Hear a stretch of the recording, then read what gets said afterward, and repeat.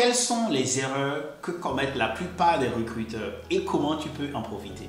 Aujourd'hui, je veux partager avec toi les erreurs des recruteurs. Je dirais plutôt que c'est des biais. Donc, les biais des recruteurs et comment surtout tu peux en profiter en tant que candidat. Hey, salut!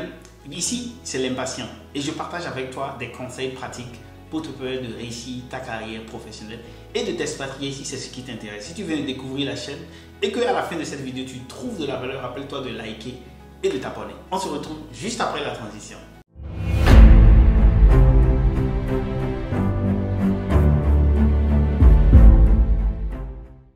Le premier biais ou erreur des recruteurs dont il faut absolument profiter, c'est le manque de compétences par rapport au recrutement.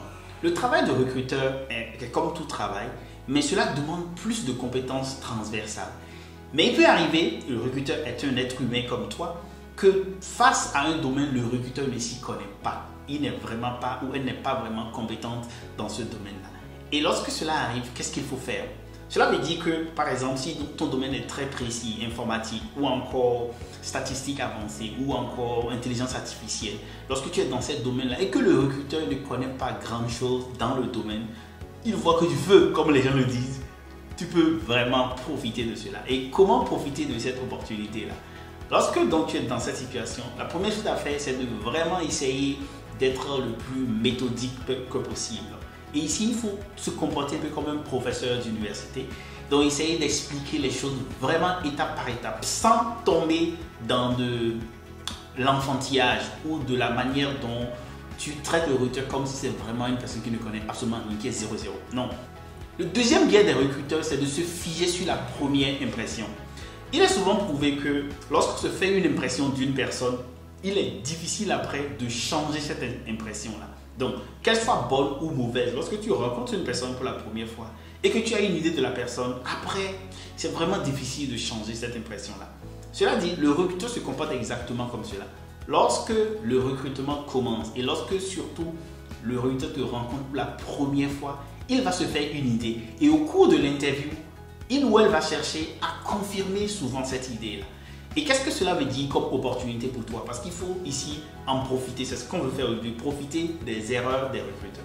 Cela veut dire qu'il faut vraiment travailler sur la première impression que tu souhaites donner lorsque l'interview va commencer. À ce niveau-là, qu'est-ce que cela veut dire concrètement? C'est de vraiment analyser ton entrée en jeu. Lorsque le recrutement va commencer, lorsque tu viens dans le lieu d'interview ou si c'est sur Zoom, quelle est la première image que tu donnes? Et cela va donc, tu vas jouer sur comment tu t'habilles, tu vas jouer sur l'image, c'est-à-dire le sourire ou pas le sourire, tu vas jouer sur vraiment le cadre dans lequel tu reçois l'interview et tout ceci va être important pour pouvoir affecter la première image que tu vas donner au recruteur.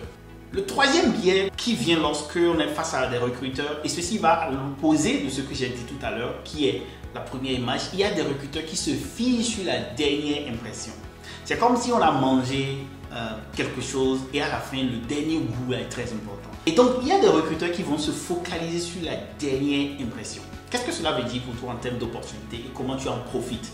Cela veut dire que à la fin de l'interview, tu t'assures que tu demandes la parole pour peut-être faire une synthèse de ton intervention, résumer ton intervention et rappeler comment tu es vraiment intéressé à vouloir rejoindre cette entreprise-là. Ça, c'est une première pratique. L'autre manière de donner une bonne impression également, c'est de faire ce que 99% des gens ne font pas. Après l'interview, il faut envoyer un email de remerciement. Comment envoyer l'email? Qu'est-ce qu'il faut mettre dedans? Si tu es intéressé, on peut en parler lorsque tu rejoindras un de nos programmes.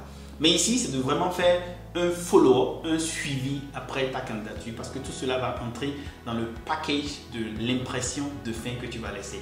L'impression de fin également, c'est quelles sont les questions que tu as posées à la fin. Et si tu me permets, je vais rapidement parler de un de nos cours, Réussir mon interview internationale, dans lequel je parle de comment réussir la fin d'une interview en beauté.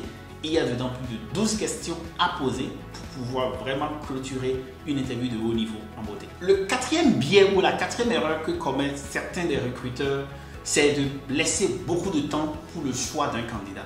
En fait, il y a des recruteurs qui sont vraiment comme de grosses tortues. Elles avancent lentement et elles sont lourdes. Donc, ces recruteurs-là n'aiment pas vite trancher. Donc, elles prennent tout leur temps. Et lorsque cela arrive, qu'est-ce qu'il faut faire pour en profiter? Pour en profiter, il faut accélérer le processus de recrutement. Essentiellement, faire des relances, s'assurer que tu les relances une fois, deux fois. Et j'aime dire souvent, après un certain nombre de relances, il ne faut plus pousser. Parce que lorsque tu pousses trop, tu biaises les bases de la négociation, les bases de la discussion salariale qui vont arriver plus tard. Donc, ici, il est essentiel pour vous de comprendre que le biais qui peut arriver, c'est qu'un recruteur puisse laisser beaucoup de temps et se dire, bon, on va analyser, on va prendre le temps de vraiment étudier. Et ces recruteurs-là, il y en a beaucoup sur le marché qui prennent beaucoup de temps pour pouvoir finaliser leur décision de recrutement. Lorsque cela arrive, qu'est-ce que tu fais? Tu relances, tu montres que tu es intéressé, que tu es proactif et cela va être positivement vu par ce recruteur-là parce que tu vas lui permettre de pouvoir prendre une décision au plus tôt que possible. La cinquième erreur ou le cinquième biais des recruteurs, c'est de chercher le candidat parfait. Cela arrive, beaucoup de gens cherchent le candidat parfait. Et en réalité, nous savons tous qu'il n'existe pas de candidat parfait. Lorsque le recruteur cherche le candidat parfait, il va fouiller, il va te poser toutes les questions.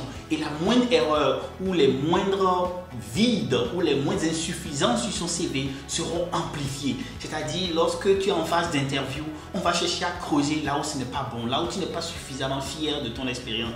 Cela dit, lorsque tu es dans cette situation-là et que tu as un recruteur comme cela en face, il faut rapidement prendre conscience de cela et pouvoir profiter comme ceci. Il va commencer à parler de ses faiblesses-là, de choses qui l'intéressent, c'est-à-dire qu'ils disent « Oui, pourquoi est-ce qu'ici, vous n'étiez pas au travail? Qu'est-ce qui s'est passé à ce dernier poste ?» Oui, reconnais ces problèmes-là et plutôt maintenant montre à ce recruteur que tu as fait des étapes, que tu as fait différentes choses pour améliorer, que tu as fait différentes choses pour partir de ces erreurs-là, pour devenir une meilleure personne. Et lorsque tu fais cela, tu es en train de capitaliser sur le fait que oui, je ne suis pas parfait, mais je montre des signes de perfection que je m'améliore. Et cela, ce recruteur va beaucoup apprécier. Ici, le biais dont il est question, c'est de chercher la perfection. Le recruteur qui cherche la perfection.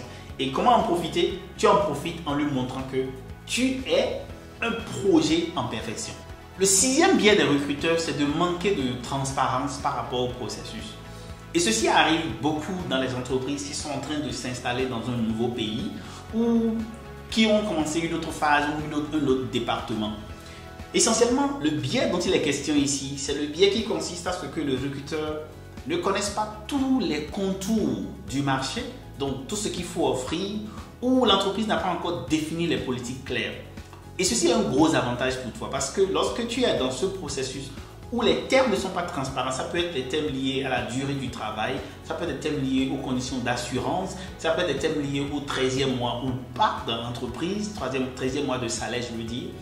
Tout ceci va être une opportunité pour toi d'en profiter. Comment tu en profites? Lorsque tu ouvres donc le bal de la négociation ou du recrutement, c'est de commencer donc à tirer les ficelles vers toi, de chercher vraiment à négocier en ta faveur.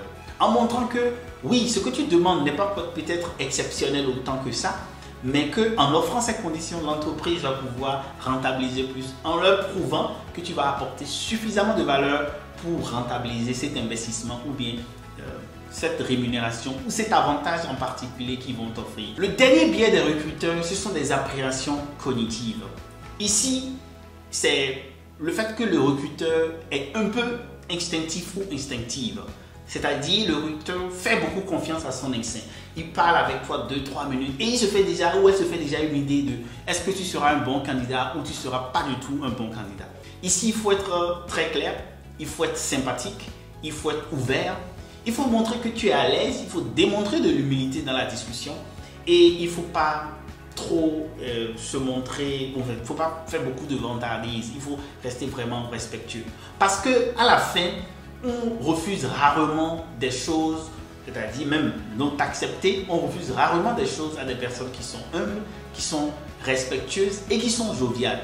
Voilà quelques conseils que j'ai voulu partager avec toi sur quelles sont les erreurs des recruteurs et comment en profiter, ces différents biais des recruteurs.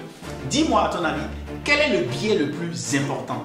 Dis-moi cela en commentaire et aussi par rapport à ton expérience, quel biais tu as remarqué très important et comment tu en as en profité. Partage ici car partager c'est grandir ensemble. Je suis Marius Chabi et j'accompagne les professionnels compétents à s'expatrier. Pour travailler avec moi, m'écris en commentaire privé ou sur vip@lemacien.com. Et sur ce, porte-toi bien. Bye bye.